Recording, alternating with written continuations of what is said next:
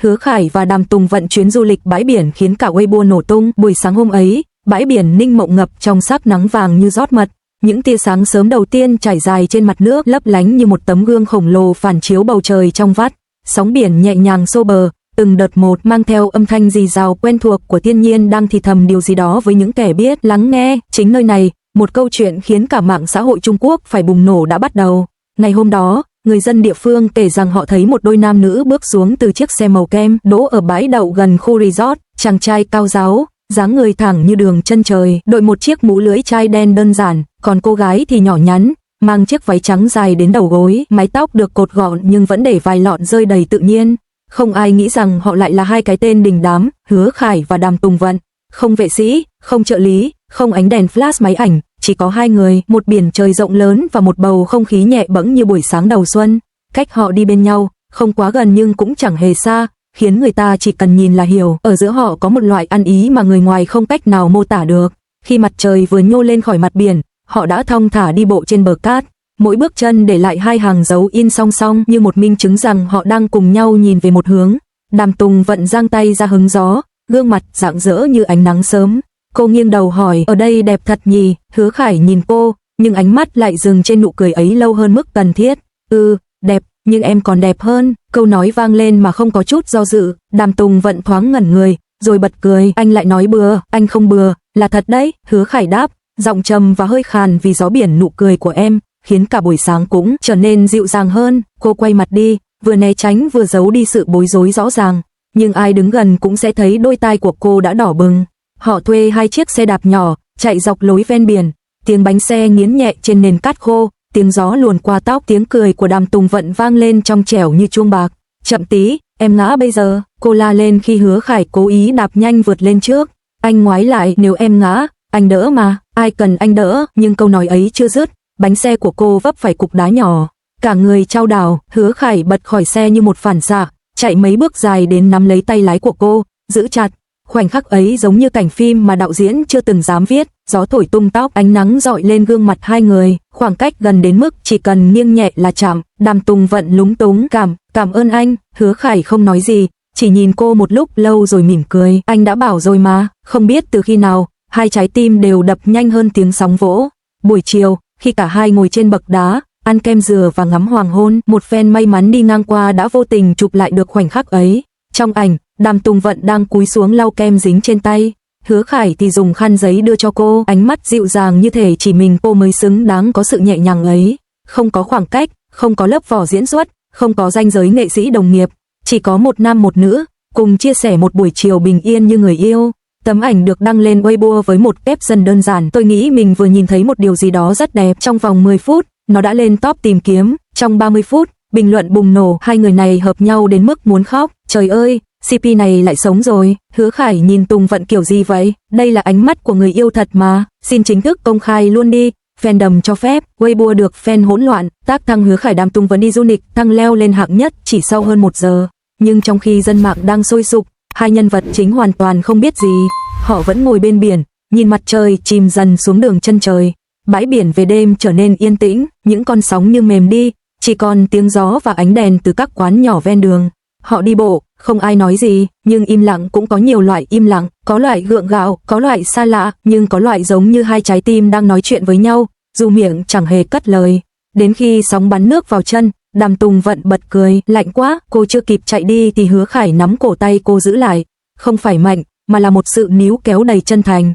Tùng Vận, cô ngẩng đầu, ánh mắt Hứa Khải lúc ấy nghiêm túc đến mức khiến cả thế giới như ngừng lại. Em biết không, anh nói chậm rãi, anh đã muốn chuyến đi này từ rất lâu rồi. Không phải vì biển đẹp, không phải vì muốn nghỉ ngơi, mà vì anh muốn ở cạnh em, muốn nhìn em cười, muốn nghe em nói, muốn biết em có thể dành một ngày chỉ cho riêng anh hay không. Đàm Tùng Vận sững người, Hứa Khải tiếp tục, nếu em cho phép, anh muốn giữ lấy khoảnh khắc này, muốn nắm tay em, muốn ôm em, muốn để cả thế giới biết rằng anh thích em. Gió biển thổi mạnh hơn nhưng cũng chẳng đủ để thổi bớt sự bối rối trên gương mặt cô. Anh nói gì vậy? Cô khẽ đáp, nhưng giọng đã run. Anh nói thật, anh không muốn chỉ là bạn diễn nữa. Khoảnh khắc ấy, sóng đánh đến gần như hòa vào nhịp tim của hai người. Cuối cùng, Đàm Tùng Vận cười nhẹ, nụ cười hiền, dễ thương, có chút ngại ngùng, có chút dịu dàng rất riêng. Vậy, chúng ta thử xem sao. Hứa Khải lập tức siết tay cô, mạnh mẽ, chắc chắn, như thể chỉ cần buông ra là sẽ đánh mất điều quan trọng nhất đời mình. Không ai biết ai là người tiến tới trước, chỉ biết trong làn gió lạnh ấy, giữa tiếng sóng vỗ, Hứa Khải đã ôm Đàm Tùng Vận vào lòng. Một cái ôm không cần diễn, một cái ôm không dành cho ống kính, một cái ôm chỉ dành cho người con gái anh thích. Đàm Tùng Vận dựa vào vai anh, cảm nhận nhịp tim rõ ràng của một người đàn ông đang thật lòng với mình. Em lạnh không? Anh hỏi nhỏ. Không, cô đáp ở đây, đủ ấm rồi, không có paparazzi, không có đạo diễn, không có đoàn phim, chỉ có hai con người thật, cùng chia sẻ khoảnh khắc thật. Khi họ trở về resort, trợ lý gọi tới, giọng hốt hoảng, hai người biết Weibo đang thế nào không? Cả hai nhìn nhau, bật cười, nhưng thay vì lo lắng, Đàm Tùng Vận chỉ nói, cứ để họ nghĩ gì họ muốn đi. Hứa Khải thì nhìn cô thật lâu, anh không sợ ai biết cả, chuyến đi này là điều anh không muốn giấu. Câu nói ấy làm trái tim Đàm Tùng Vận đập mạnh một nhịp. Ngày rời bãi biển, mây trắng trôi lững lờ, như thể trời cũng tiếc nuối. Nhưng hai người họ lại nhẹ nhàng nắm tay nhau bước lên xe, không hề nói lời chia tay với nơi này, vì họ biết có những kỷ niệm không cần lưu trong album, có những khoảnh khắc không cần đăng lên mạng, chúng chỉ cần tồn tại trong trái tim hai người là đủ. Và bãi biển hôm đó đã trở thành một bí mật đẹp nhất của Hứa Khải và Đàm Tùng Vận. Đêm cuối cùng tại bãi biển, những lời nói chỉ dám thổ lộ trong bóng tối. Đêm cuối cùng, khi sóng biển như những dải lụa trắng ôm lấy bờ cát, cả khu resort chìm trong ánh đèn vàng ấm áp. Hứa Khải và Đàm Tùng Vận đứng bên lan can phòng, nhìn ra biển đêm, không ai muốn quay về. Anh ước gì? Hứa Khải lên tiếng trước. Ước gì? Đàm Tùng Vận nghiêng đầu. Ước gì thời gian hôm nay trôi chậm hơn một chút, để anh có thêm lý do ở cạnh em lâu hơn. Giọng anh trầm và chân thành đến mức trái tim cô khẽ run. Đàm Tùng Vận quay đi, nhưng ánh mắt cô mềm như nước biển ngoài kia. Anh nói như thể mai anh không gặp em nữa vậy. Không phải không gặp, anh trả lời, mà là sẽ nhớ. Nhớ cảnh biển, nhớ cái cách em cười khi bị sóng tạt nước vào chân, và nhớ cả em. Câu cuối anh nói nhỏ đến mức gió biển suýt cuốn mất. Đàm Tùng Vận im lặng hồi lâu rồi khẽ đáp, anh có biết em cũng vậy không? Hứa Khải như nghe nhầm. Em cũng sợ mai về rồi mọi thứ lại trở về như cũ. Em trở lại là Đàm Tùng Vận nghệ sĩ, còn anh là Hứa Khải đồng nghiệp. Sợ những khoảnh khắc hôm nay chỉ là một giấc mơ. Câu nói ấy đối với Hứa Khải chính là một cơn sóng lớn xô thẳng vào trái tim anh. Anh quay lại, nắm lấy tay cô. Không phải mơ, nếu em cho anh một cơ hội, anh sẽ để em thấy mỗi lời anh nói đều thật. Lần này Đàm Tùng Vận không né tránh, một nụ cười nhẹ nở trên môi cô. Vậy để xem anh làm được những gì. Sáng hôm sau, hai người thức giấc khi mặt trời đã bắt đầu lên cao. Ánh sáng xuyên qua rèm cửa vàng nhưng mà khiến mọi thứ trở nên mềm mại và dịu dàng hơn bình thường. Đàm Tùng Vận bước ra ban công trước, giang tay đón gió. Chiếc váy ngủ mỏng nhẹ bay theo từng làn gió, trông cô nhỏ xíu và bình yên đến mức Hứa Khải đứng phía sau, chỉ biết nhìn chứ chẳng dám phá vỡ khoảnh khắc. Cô quay lại, bắt gặp ánh mắt anh. Nhìn gì thế? Nhìn điều đẹp nhất buổi sáng. Anh lại nói bừa. Không, lần này cũng là thật. Đàm Tùng Vận bật cười, nhưng trái tim đã mềm như cát bị sóng xoa dịu cả đêm.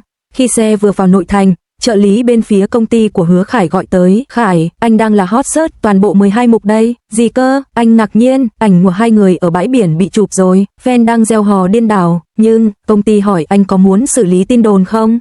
Hứa Khải nhìn sang Đàm Tùng Vận. Cô mở điện thoại và đúng như lời, hàng trăm nghìn bình luận. Trời ơi, nhìn ánh mắt của Hứa Khải đi, chẳng phải yêu thật thì là gì. Tùng Vận cười dễ thương quá, hai người hợp nhau quá trời. Không giống bạn bè, không giống đồng nghiệp, giống couple lắm rồi. Hứa Khải nhìn cô, em nghĩ sao? Đàm Tùng Vận cắn môi, chuyện này để em xử lý khéo cũng được, nhưng em không muốn phủ nhận điều không nên phủ nhận. Câu nói ấy khiến tim Hứa Khải đập mạnh đến mức anh phải quay mặt đi để che sự vui sướng không muốn bị lộ. Anh cũng vậy, anh đáp, anh không muốn phủ nhận. Tối hôm đó, họ tránh đến nơi đông người, chọn một nhà hàng nhỏ trong con hẻm yên tĩnh. Ánh đèn vàng, tiếng nhạc nhẹ từ radio cũ, mọi thứ đều tạo cảm giác thân mật như một thế giới chỉ dành cho hai người. Đàm Tùng Vận chống cằm, nhìn Hứa Khải cắt miếng thịt cho cô. Anh làm như em là trẻ con vậy. Không phải trẻ con. Anh mỉm cười, nhưng anh thích chăm em. Câu nói đơn giản nhưng khiến trái tim cô rung đến mức phải uống ngụm nước để che đi sự ngại ngùng. Họ ăn tối trong không khí ấm cúng đến mức chẳng ai để ý thời gian trôi. Khi rời nhà hàng, họ không biết rằng có một fan tình cờ nhận ra, nhưng thay vì chụp hình, người đó chỉ đứng nhìn hai bóng lưng đang đi cạnh nhau dưới ánh đèn đường mờ ấm. Trên Weibo, fan đó chỉ viết tôi không chụp hình vì khoảnh khắc đó thuộc về họ, nhưng nếu bạn hỏi tôi họ có hạnh phúc không, tôi xin trả lời, có, rất hạnh phúc. Bài đăng lập tức leo top hot comment. Sau bữa tối, họ trở về ký túc xá đoàn phim vì ngày mai cả hai phải quay cảnh mới. Sân nhà đoàn phim yên tĩnh, đèn đã tắt gần hết, trên trời chỉ còn lại ánh trăng mờ và một vài ngôi sao yếu ớt. Đàm Tùng Vận đứng trước cửa phòng mình. Cảm ơn anh vì buổi tối hôm nay, là anh phải cảm ơn em, vì đã dành thời gian cho anh. Cô định nói thêm gì đó, nhưng Hứa Khải bỗng tiến một bước lại gần. Khoảng cách chỉ còn nửa cánh tay. Tùng Vận, anh muốn nói điều này, một lần nữa, rõ ràng hơn, nghiêm túc hơn. Gió đêm lướt qua khiến áo cô khẽ lay động. Hứa Khải nhìn sâu vào mắt cô, không tránh né, không đùa cợt. Anh thích em, thích từ lâu, thích đến mức không biết phải giấu thế nào nữa. Và anh muốn, nếu em đồng ý, hai chúng ta thử xem điều này có thể đi đến đâu.